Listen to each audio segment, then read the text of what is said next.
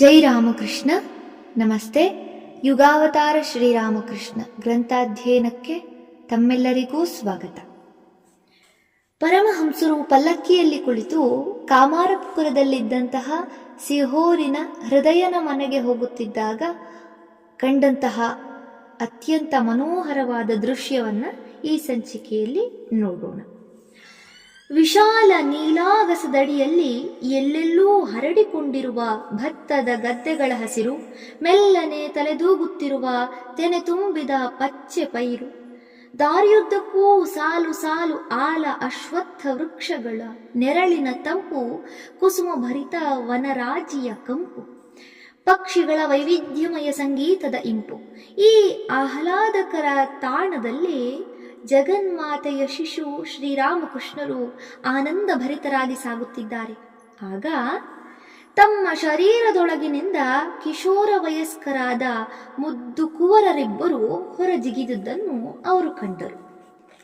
ಆ ಬಾಲಕರು ಆಟವಾಡುತ್ತಾ, ನಲಿದಾಡುತ್ತಾ, ಕುಣಿದಾಡುತ್ತಾ ಪಲ್ಲಕ್ಕಿಯ ಜೊತೆಯಲ್ಲಿಯೇ ಬಂದರು.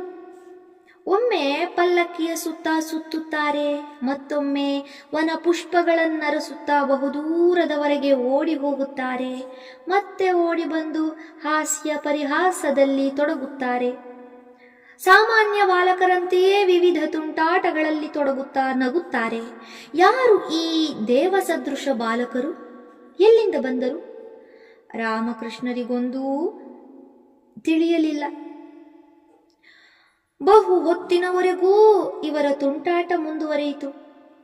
ಬಳಿಕ ಆಯಾಸವಾಯಿತೋ ಎಂಬಂತೆ ಮರಳಿ ಬಂದು ಅವರ ಶರೀರವನ್ನು ಪ್ರವೇಶಿಸಿ ಅಂತರ್ಧಾನರಾದರು.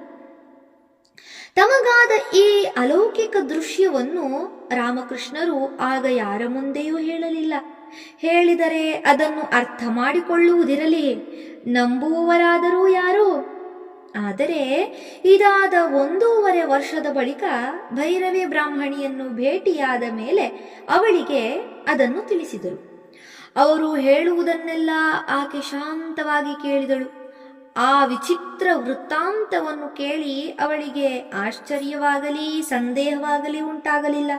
ಬದಲಾಗಿ ಅವಳು ದೃಢ ವಿಶ್ವಾಸದಿಂದ ನುಡಿದಳು, ಮಗು, ನೀನು ಏನೇನು ಕಂಡೆಯೋ ಅದೆಲ್ಲವೂ ನಿಜ. ಈ ಬಾರಿ ಶ್ರೀ ಚೈತನ್ಯನು ನಿತ್ಯಾನಂದನ ದೇಹದಲ್ಲಿ ಜನ್ಮ ತಾಳಿದ್ದಾನೆ. ನಿತ್ಯಾನಂದ ಶ್ರೀ ಚೈತನ್ಯರಿಬ್ಬರೂ ಈ ಸಲ ಒಟ್ಟಾಗಿ ಬಂದಿದ್ದಾರೆ ಮತ್ತು ಇಬ್ಬರೂ ನಿನ್ನಲ್ಲಿ ಆವಿರ್ಭವಿಸಿದ್ದಾರೆ. ಆದ್ದರಿಂದಲೇ ನಿನಗೆ ಆ ಬಗೆಯ ದರ್ಶನವಾಯಿತು. ಹೀಗೆಂದ ಬ್ರಾಹ್ಮಣಿ ಚೈತನ್ಯ ಭಾಗವತ ಎಂಬ ಗ್ರಂಥದಿಂದ ಈ ಭಾಗವನ್ನು ಓದಿ ಹೇಳುತ್ತಾಳೆ. ಶ್ರೀ ಚೈತನ್ಯನು ತನ್ನ ಸಖನಾದ ಅದ್ವೈತ ಗೋಸ್ವಾಮಿಯ ಕೊರಳನ್ನು ತನ್ನ ಕೈಗಳಿಂದ ಬಳಸಿ, ಮುಂದೆ ನಾನು ಮತ್ತೊಮ್ಮೆ ನನ್ನೀ ಲೀಲೆಗಳನ್ನು ಆಡಿ ತೋರಿಸಲಿದ್ದೇನೆ. ಸಂಕೀರ್ತನೆಯ ಸ್ಥಳಗಳಲ್ಲಿ ಆನಂದ ರೂಪದಿಂದ ಇರುತ್ತೇನೆ ಎಂದು ಮತ್ತೆ ಮತ್ತೆ ನುಡಿದ. ಬಳಿಕ ಆಕೆ ಅದೇ ಗ್ರಂಥದ ಇನ್ನೊಂದು ಭಾಗವನ್ನು ಉದ್ಗರಿಸುತ್ತಾಳೆ. ಚೈತನ್ಯನು ಈಗಲೂ ತನ್ನ ಲೀಲೆಯನ್ನು ಆಡುತ್ತಿದ್ದಾನೆ, ಭಾಗ್ಯಶಾಲಿಗಳು ಮಾತ್ರ ಅದನ್ನು ಕಾಣಬಲ್ಲರು. ಇದೀಗ ಅವನು ಶ್ರೀರಾಮಕೃಷ್ಣ ರೂಪದಲ್ಲಿ ಆವಿರ್ಭಾವಗೊಂಡಿದ್ದಾನೆ ಎಂಬುದು ಭೈರವಿ ಬ್ರಾಹ್ಮಣಿಯ ನಿಶ್ಚಿತ ಅಭಿಪ್ರಾಯ. ಆದರೆ ಮುಂದೆ ಶ್ರೀರಾಮಕೃಷ್ಣರು ತಮ್ಮ ಆ ಅಪೂರ್ವ ಅನುಭವವನ್ನು ಶಿಷ್ಯರೆದುರು ಬಣ್ಣಿಸುವಾಗ ಆ ಬಗ್ಗೆ ಆಕೆಯ ಅಭಿಪ್ರಾಯವೇ ಅಂತಿಮವೆಂದೇನೂ ಅವರು ಹೇಳಲಿಲ್ಲ.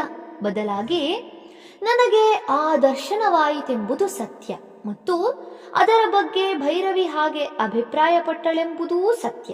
ಆದರೆ ಅದರ ನಿಜಾರ್ಥವೇನೆಂದು ನಾನು ಹೇಗೆ ಹೇಳಲಿ ಎಂದಷ್ಟೇ ಹೇಳಿದರು. ರಾಮಕೃಷ್ಣರಿಗಾದಂತಹ ಈ ಬಗೆಯ ಅನುಭವಗಳನ್ನು ಜನರು ಇಲ್ಲಿಯವರೆಗೆ ಎಲ್ಲಿಯೂ ಕಂಡವರಲ್ಲ. ಆದ್ದರಿಂದ ಹೆಚ್ಚಿನವರು ಅವರ ವರ್ತನೆಯನ್ನು ಹುಚ್ಚಾಟ ಎಂದು ಒಂದೇ ಸಲಕ್ಕೆ ತೀರ್ಮಾನ ಮಾಡಿದರು. ಹಲಧಾರಿ ಹೃದಯನಂಥವರು ಹಾಗೋ ಹೀಗೋ ಎಂಬ ತೂಗುಯ್ಯಾಲೆಗೆ ಸಿಲುಕಿ ಒಮ್ಮೆ ಹಾಗಿರಬಹುದು ಎಂದು ಭಾವಿಸಿದರು, ಇನ್ನೊಮ್ಮೆ ಹೀಗಿರಬಹುದು ಎಂದು ಊಹಿಸಿದರು.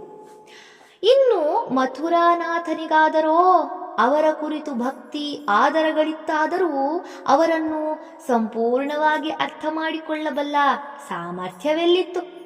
ಒಮ್ಮೊಮ್ಮೆ ಅವನ ಮನಸ್ಸಿಗೆ ಅವರ ಮಹಿಮೆ ಕೋಲ್ಮಿಂಚಿನಂತೆ ಗೋಚರವಾಗುತ್ತಿತ್ತು. ಆ ಬೆಳಕನ್ನು ಕಂಡು ಅವನು ಆಹಾ ಎಂದು ಅರೆಕ್ಷಣ ವಿಭ್ರಾಂತನಾಗಿ ನಿಲ್ಲುತ್ತಿದ್ದ. ಆದರೆ ಆಮೇಲೆ ಮತ್ತೆ ಅಂಧಕಾರವೇ.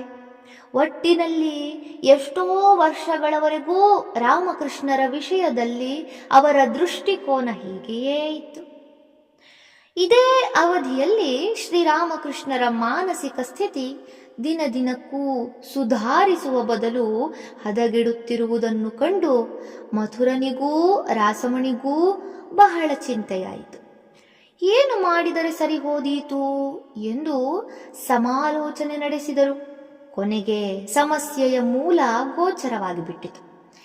ಈ ಏರು ಯೌವನದಲ್ಲಿ, ಅಂದರೆ ರಾಮಕೃಷ್ಣರಿಗೆ ಆಗಿನ್ನೂ 20-22 ವರ್ಷ, ಈ ಏರು ಯೌವನದಲ್ಲಿ ಕಟ್ಟುನಿಟ್ಟಿನ ಬ್ರಹ್ಮಚರ್ಯ ಪಾಲನೆಯಿಂದ ಅವರ ತಲೆಗೆ ಸ್ವಲ್ಪ ಬಿಸಿಯೇರಿದೆ. ಅವರ ವಿಪರೀತ ವರ್ತನೆಗೆಲ್ಲ ಅದೇ ಕಾರಣ ಎಂದು ಅವರಿಗೆ ಖಚಿತವಾಯಿತು.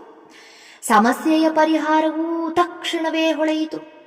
ಅವರ ಬ್ರಹ್ಮಚರ್ಯವನ್ನು ಸ್ವಲ್ಪ ಸಡಿಲಿಸಿದರೆ ಎಲ್ಲವೂ ತಾನಾಗಿಯೇ ಸರಿ ಹೋಗುತ್ತದೆ. ಆದರೆ ಅದನ್ನು ರಾಮಕೃಷ್ಣರೊಡನೆಯೇ ಹೇಳಲು ಧೈರ್ಯ ಸಾಲಲಿಲ್ಲ. ಆದ್ದರಿಂದ ತಮ್ಮ ಯೋಜನೆಯನ್ನು ಕಾರ್ಯಗತಗೊಳಿಸಲು ರಹಸ್ಯವಾಗಿ ಸಿದ್ಧತೆ ಮಾಡಿದರು. ಒಂದು ದಿನ ಶ್ರೀರಾಮಕೃಷ್ಣರು ತಮ್ಮ ಕೋಣೆಯಲ್ಲಿ ಏಕಾಂಗಿಯಾಗಿದ್ದಾರೆ.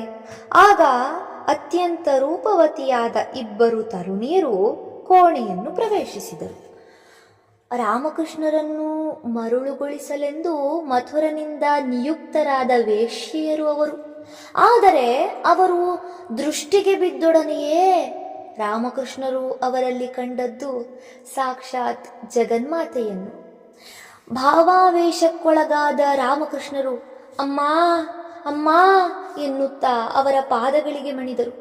ಅಮ್ಮ ಎಂಬ ಉದ್ಗಾರವನ್ನು ಕೇಳಿದೊಡನೆಯೇ ಆ ತರುಣಿಯರು ತಮ್ಮ ಕುಕೃತ್ಯಕ್ಕೆ ನಾಚಿ ಹೊರಗೋಡಿದರು. ಮಥುರನಿಗೆ ಇದರಿಂದಲೂ ಬುದ್ಧಿ ಬರಲಿಲ್ಲವೇನೋ. ಮುಂದೆ ಇನ್ನೊಮ್ಮೆ ರಾಮಕೃಷ್ಣರನ್ನು ವಿಹಾರಕ್ಕೆಂದು ಸಾರೋಟಿನಲ್ಲಿ ಕಲ್ಕತ್ತಕ್ಕೆ ಕರೆದೊಯ್ದ. ಸಾರೋಟು ಕಲ್ಕತ್ತದ ಕುಪ್ರಸಿದ್ಧ ಮೆಚುವಾ ಬಾಜಾರಿನ ಮನೆಯೊಂದರ ಮುಂದೆ ನಿಂತಿತು. ಅದಾಗಲೇ ಅಲ್ಲಿ ಅನೇಕ ಬೆಡಗಿಯರು ಕಾದಿದ್ದರು. ಮಥುರಾನಾಥ ರಾಮಕೃಷ್ಣರನ್ನು ಗಾಡಿಯಿಂದಿಳಿಸಿದ.